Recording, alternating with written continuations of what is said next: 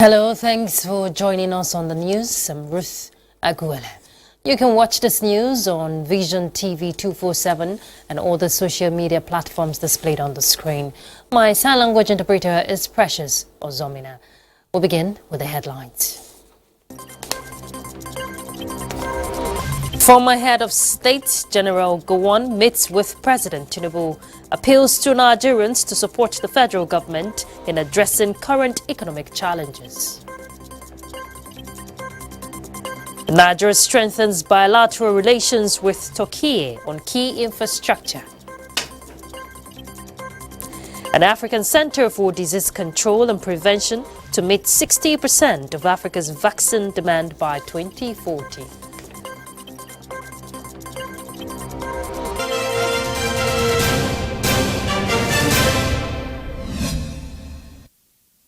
Former Nigeria's head of state, General Yakubu Gowon, has called on Nigerians to support the federal government in addressing challenges facing the nation. He made a call after meeting with President Bola Tinubu for the first time since the inauguration of the administration. General Gowon spoke to State House correspondent Abdurrahman Jibrila on some issues discussed with the president, especially on the state of the nation.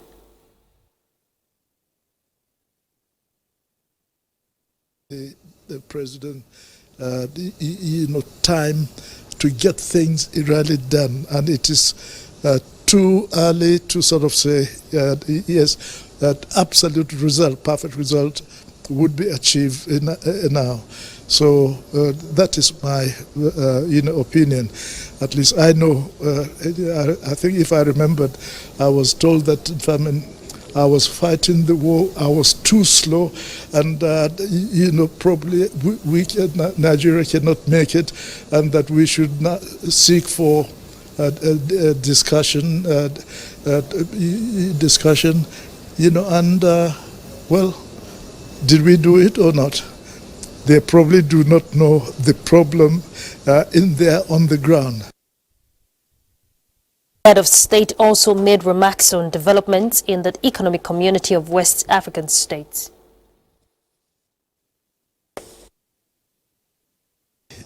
Issue of the ECOWAS problem at the moment, which I think need to be resolved. And being the surviving leader or founding fathers of the ECOWAS, I think we had to discuss some of his plan in order to see what can be done to bring the matter under control. So this is what has brought me here, and we had a very interesting meeting, and I'm sure some of you have read. Following that development, General Yakubu Gowon, who is a founding father of Economic Community of West African States, has asked the authority of heads of states and government of the regional bloc to consider immediate lifting of sanctions on Niger to pave the way for further engagements with the military junta in that country. Calvin Ehunwahe will tell us more about that. At a world press conference at the ECOWAS Commission in Abuja, General Yakubu Gowon said the current situation in the sub-region negates the vision of his founding fathers. For him, ECOWAS is not just a coalition, but a brotherhood, and that the three countries, Niger, Mali, and Burkina Faso, can still be persuaded to remain in the fold. While acknowledging the enormous gains ECOWAS has achieved since inception, General Gowon said it is time to chart a new course for the bloc and urge its leadership to immediately meet to discuss a way out of the situation now threatening its foundation. On behalf of all the founding fathers of the community and myself, I urge ECOWAS authority of heads of state and government, including the leaders of Burkina Faso, Mali, and Niger, to put aside their differences, and reunite for the peace, stability, and prosperity of our region. The president of ECOWAS Commission, Aliu Omar Toure, received a letter from General Gowon with a promise to bring its content to the attention of the authority of heads of states and government of the regional bloc. In Abuja, Kelvin Ewonwaye, NTA News. President Bola Tinubu has approved the appointment of Deputy Comptroller General Kemi Nana Nandap to serve as the Comptroller General of the Nigerian Immigration Service with effect from March 1st, 2024. DCG Nandap takes over from Mrs. Caroline Wura-Ola Adekboju, whose term in office expires on February 29, 2024. Before her appointment as Comptroller General, Nandap was the Deputy Comptroller General in charge of the Migration Directorate of the service. The President anticipates that the new Comptroller General will deepen the ongoing reforms in the service and create a robust mechanism for efficient and dedicated service delivery to Nigerians, as well as strengthen the nation's security through proactive and effective border security and migration management. President Bola Tinubu has appealed to members of the All Progressives Congress in Edo State to select candidate of their choice as the flag bearer of the party for the forthcoming governorship election in the state. Senator representing Edo North Senatorial District Adams Oshomole disclosed this to State House correspondents after he met behind closed doors with President Bola Tinubu. He said the APC National Working Committee had reasons to review the governorship primary election that was conducted last week due to controversies arising from that exercise. His name should not be used recklessly by people who are afraid of free and fair election. What I'm committed to is that in a democracy, majority must necessarily have their way. You can't do it otherwise. There's no sentiment about it. Fairness means that the outcome is a reflection of the will of the people. Fairness is not when you allocate. This turn-by-turn democracy kill fairness. So I will stop here to talk if I didn't have that discussion. I need to have that discussion so that Edo people will feel, Edo APC, at the level of the primaries, we feel free. I am not a product of zoning. I am not a believer in turn-by-turn democracy. I believe Nigeria will do better when he put his best foot forward. But the important thing is the authority of the president, and you can cross-check. I told him, can I announce what I discussed, namely whether or not tomorrow's run-up election is based on zoning? And he said, no zoning. It's merit and fairness. Oshomole stressed that President Tinubu cautioned against any act that would jeopardize the process of selecting a candidate. We turn to other issues. Minister of Housing and Urban Development, Ahmed Musa Dangiwa, has urged manufacturers of building materials to be considerate and reduce cost to complement government's efforts of providing quality and affordable houses for Nigerians. The minister made the appeal during a meeting in Abuja with representatives of some manufacturing companies in Nigeria. Let's hear from Francis Udojo. The Minister of Housing and Urban Development, Ahmed Musa Dangiwa, in the meeting expressed displeasure over the hike in building materials, especially cement, with a bag going for between 8,500 naira to 9,000 naira, as against 4,500 naira per bag few months ago. The minister noted that key building raw materials are sourced locally, hence the need for manufacturers to desist from causing unnecessary hardship for the end users. We are more concerned than any other industry, especially when it comes to use of cement. They have to give at least 2 people from their end. So as to sit down holistically and look at this, what are the factors? What do you want from the government? Chief Commercial Officer of Dangote Industries Limited, Rabiu Omar, and other stakeholders at the meeting argued that though raw materials, limestone and coal are sourced locally, it takes a lot of foreign-related items to produce cement and other building materials. One of the reasons for the hike, Rabiu said gas is almost half of the total cost of production as most cement plants rely on gas to produce cement. In his response, the minister added that the matter needs to be examined critically because agreed that though gas supply constitutes a chunk of the percentage, some manufacturers are manipulating the situation under the mask of dollar rate, and it has to be critically looked into. Some of the manufacturers will just go behind that and take advantage of that. The mining equipment which we mentioned, you buy a mining equipment that can take years you are using it. The time you bought it, maybe it's at a lower price. But because now the dollar is high, you now come and say that you are using that as a reason. Honestly speaking, we have to sit down and look at this critically.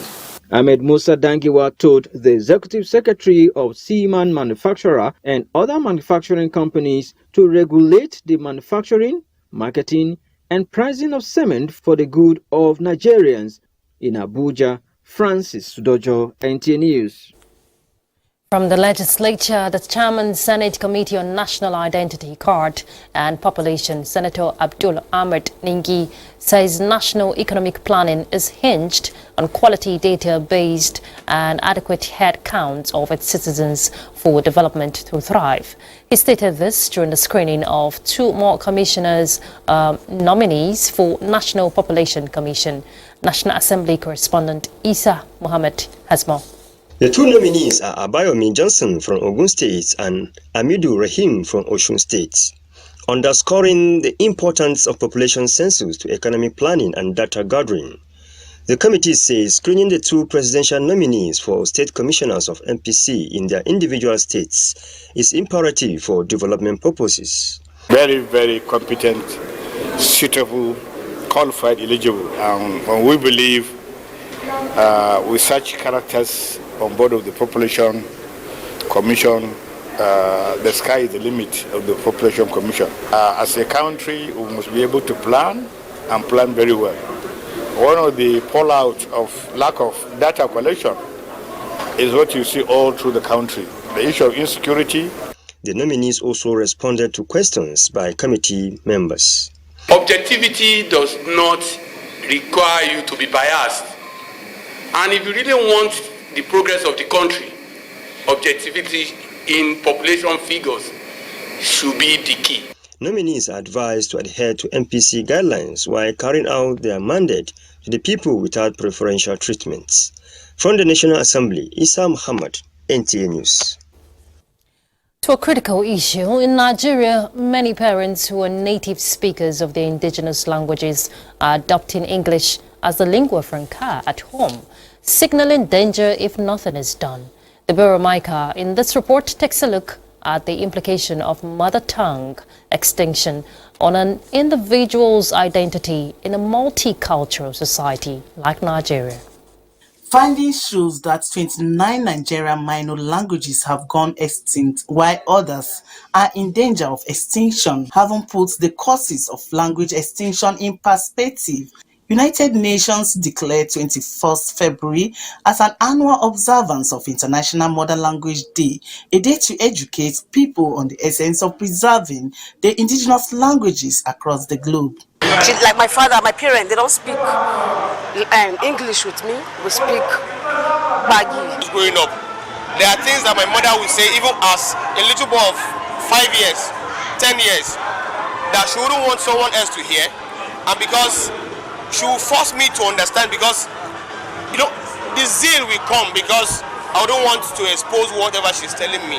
Parents have a lot to do in bringing back this culture of we speaking our languages. Nigeria has 3 major indigenous languages being taught in schools as a way of promoting local languages. In primary schools, school authorities organize cultural festivals to inculcate in the younger generation the indigenous cultures, as the students are taught to perform singing in their native languages.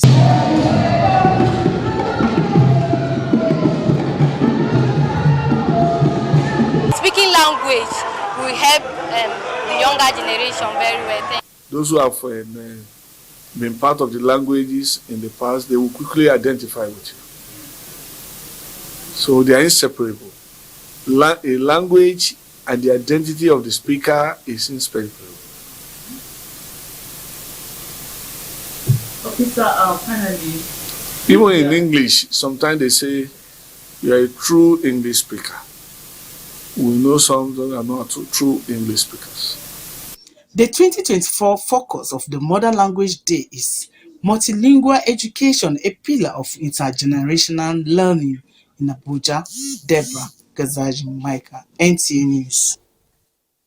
All right, and to speak more on the International Mother Tongue Day is Abdulmalik Nuhu Ningi. He's an associate professor of sociolinguistics, Department of Linguistics and African Languages, University of Abuja. Thank you very much for joining us on the news. Thank you very much. All right, I find the theme very captivating. Talking about this year's celebration, multilingual education, a pillar of learning and intergenerational learning. What do you make out of that? Yeah, when we talk about mother tongue, we are talking about that avenue, that way teaching a child to better understand himself, his environment, and whatever is put before him about learning. Learning in one's mother tongue is by far better than learning in a borrowed language. Little wonder, UNESCO, United Nations, Educational, Scientific, Cultural Organization fixed today, 21st of February of every year to celebrate this mother tongue because it's important. We're always trying to put or to fix English into the minds of our children here. That's why learning is always difficult. Learning, like I said earlier, a one's mother tongue is by far because you learn your environment better, you learn yourself better. You are being taught in the environment where you are familiar with your norms, your values, and your culture. Okay. Thereby when Go ahead, Prof. Go ahead. But when the contrary happens, teaching a language, you discover that all those things, because I always say that there is culture in learning.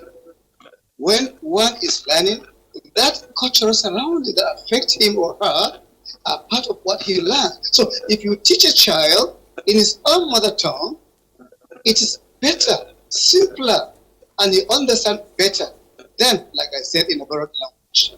All right, Prof. And of course, you agree with me that the mother tongue is gradually going extinct, especially in the urban centers. What would you say is responsible for this growing trend? Well, I can say that we are all sensible to that because when we pick our children from the village where the language is being spoken very well, we bring them to the urban areas, you discover that we hardly speak to them in their mother tongue, in their own language. I don't know, maybe it's because of inferiority complex. We always feel that the foreign language is always better than ours, which is not. There's no language in this world that's better than the other. Each and every language of the world has the same importance. The importance is that of communication. If there are speakers of 1 million language, and there are, on the other hand, speakers of just 10,000, they serve the same, these two languages serve the same purpose. What is that? Communication. Okay, and of course, the language is a reflection of an individual's character and one's identity. How do we begin to preserve, the mother tongue? Yeah, there are so many of them. The first is by speaking to our children through the language. And there are so many other avenues, through conferences, through documentation, through workshops, and so on and so on. But first and foremost, let's develop those languages that do not have orthography. Once they have orthography, that means they are now being reduced to writing, and we can start teaching them in the language. I'm happy with the recent policy on language, or Nigeria national policy on language that Nigeria has recently, which makes it mandatory, so to say, for each child to be taught or to learn in his own mother tongue. Yeah. All right, we want to thank you very much, Mr. Abdulmalik Nuhu Ningi, Associate Professor of Sociolinguistics. Thank you so much. We hope that we'll make the conscious effort to revive and preserve our mother tongue. Thank you. That's my pleasure. All right, let's take this break. We're back in a moment. From the boardroom at the Broad Street in Lagos to the main streets of Kano and Nembe Creeks in Bayelsa, I hear the groans of Nigerians who work hard every day to provide. Nigeria and the Republic of Turkey are strengthening bilateral relations in the fields of energy, hydrocarbons, mining and youth development or empowerment, amongst all the areas of interest for mutual socio-economic benefits of both countries. Secretary to the Government of the Federation, George Akume, stated this while receiving the Turkish ambassador to Nigeria and his entourage in his office. Kenneth Nanim reports. Nigeria and Turkey over the years share a rich history of cooperation, mutually beneficial socio-economic relations. With the current socio-economic crunch being experienced globally, the Secretary to the Government of the Federation, George Akume, says it has become imperative to strengthen the legal framework on which 3 memoranda of understanding and 4 agreements were signed by Nigeria and the Republic of Turkey in 2011. George Akume re-emphasizes that Nigeria and Turkey share identical views on topical global issues and governance systems, particularly the need for greater inclusiveness to accommodate all interests across various regions of the world.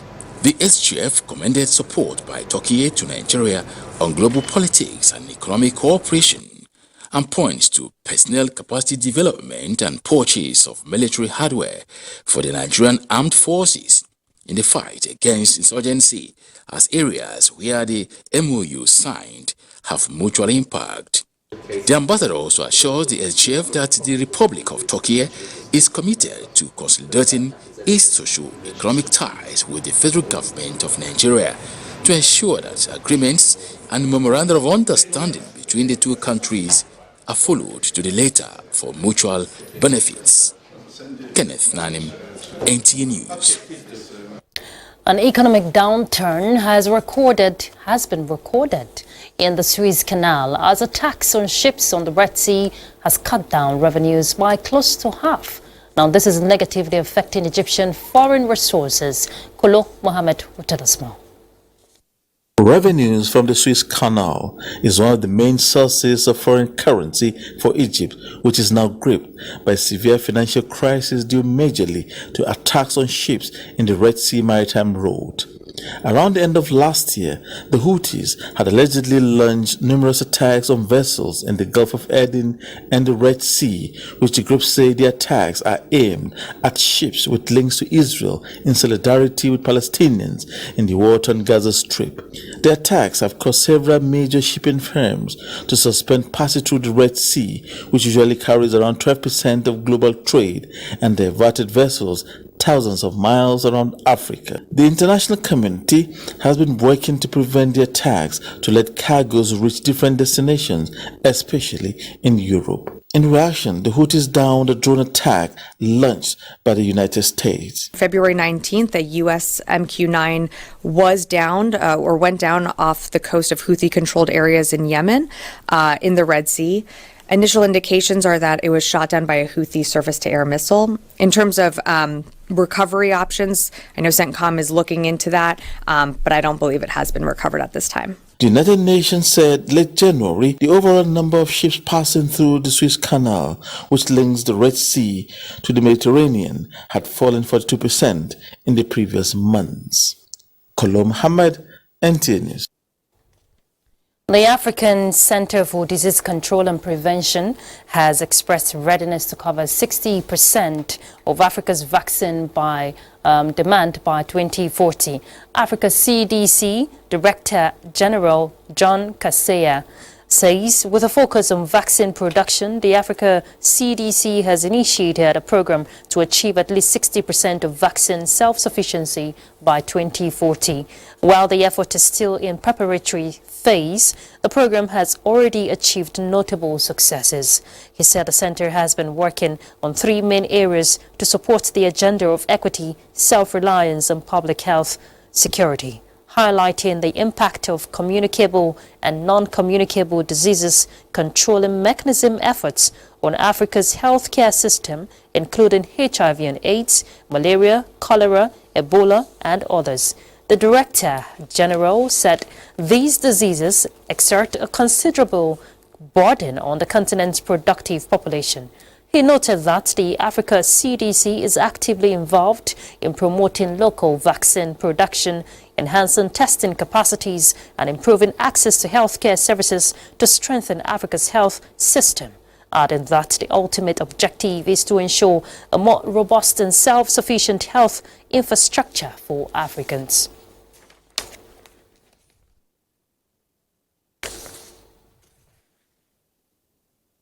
Council of State Chairman of Labour Party has commended the National Working Committee for sustaining transparency in its financial dealings before, during and after the 2023 general elections.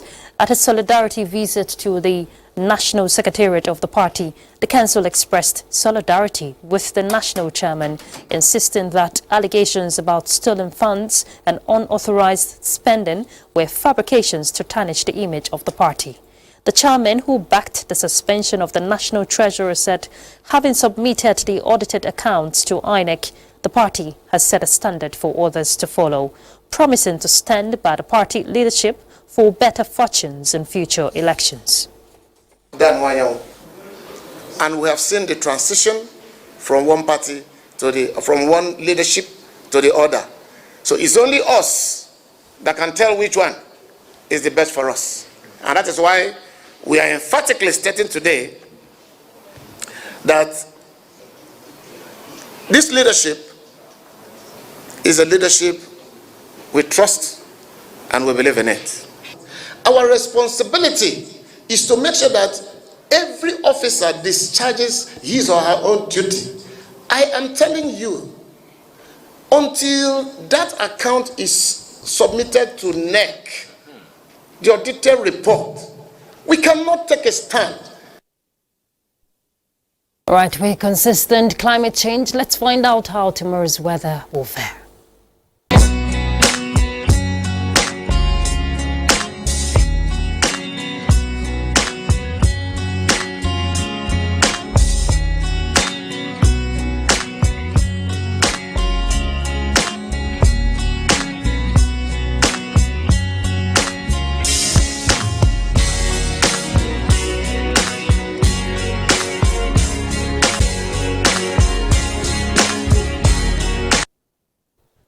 That concludes the news. I'm Ruth Aguele. My sign language interpreter is Precious Ozamina. Bye.